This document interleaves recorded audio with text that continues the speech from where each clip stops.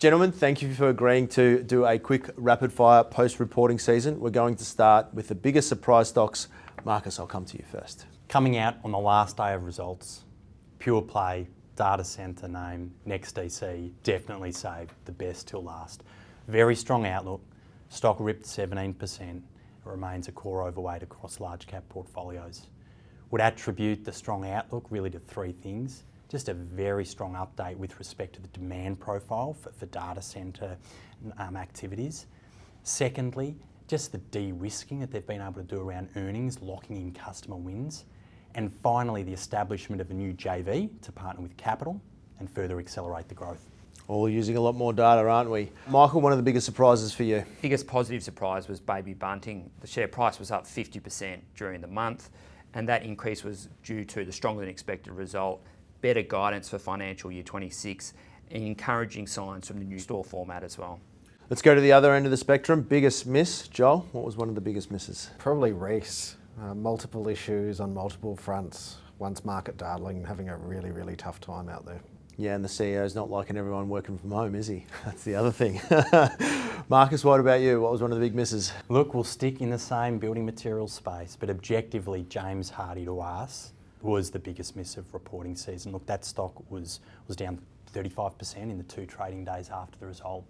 We're seeing real disappointment on just their trading volumes in some of their big core markets in the US, the southern states. We're seeing cost pressures be a bit above expectations. And just finally, look, we're seeing weakening expectations from the recently acquired US decking business AZEK.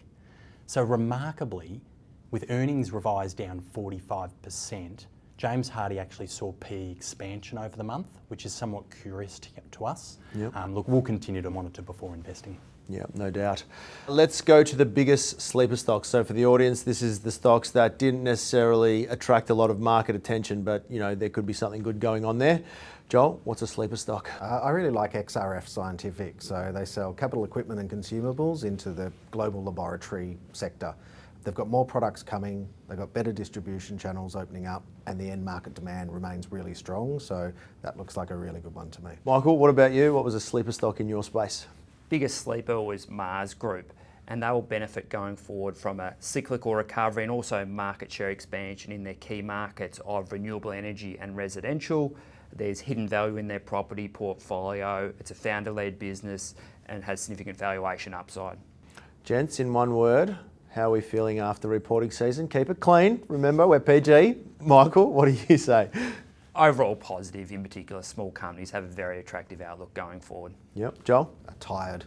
Yep. No, I'm optimistic. I'm seeing some early signs of that inflection point, and so optimistic on the opportunity in front of us. Yeah, mate, you wouldn't be earning your money if you weren't tired. So Marcus, what about you? How's the season treated you? Look, overall, Chris, look, we're feeling positive around the outlook, particularly around the select opportunities available. Fantastic. Biggest opportunity between now and next season? Michael? Biggest opportunity is within small companies.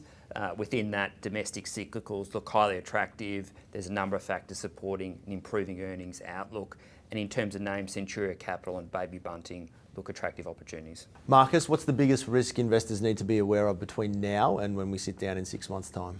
I think the inevitable unwind from some of the loved and very expensive parts of large cap is probably one of the key risks. For example, the banking sector trading at now a 60% PE premium compared to its historical average. So to us, that's a risk. There's also an opportunity here around how do we be thoughtful on behalf of our investors to position in some of the unloved parts of the market that will be beneficiaries when the unwind occurs. All right, gentlemen, here we go. Last time we sat down, I asked you for a stock to pit against your fellow managers. On the line was a steak dinner with the person who had the worst overall performance committing to buying the others a steak meal. So let's do this in reverse order. The best performer was Marcus with Block, 30.6% over the 7th of March to the 29th of August was the coverage period for those playing at home. So you're off the hook. You're not buying anyone a steak dinner.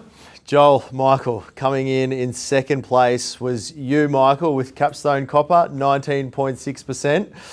And unfortunately, Joel, you're in third place. Now, should I remind everyone of what you said last time? Because you were My the first. overconfidence was clear. I think your words were something along the lines of, boys, I'm a medium rare, just so you know. So I've got to get that in there. But I would say well done, because all of you had positive performance. So Dimerix was your pick, 8.4%, 19.6% for Capstone, 31 circa odd percent for Block. So you all had stocks that performed and delivered a result. So that's a win in and of itself. But yeah, sorry, Jolly, you're on the hook for some steaks. No good, mate. Mate, that's the price you pay. The pay to play. All right, so now that that's out of the way, let's focus on some picks for the next month. Bit of fun, just for everyone playing at home.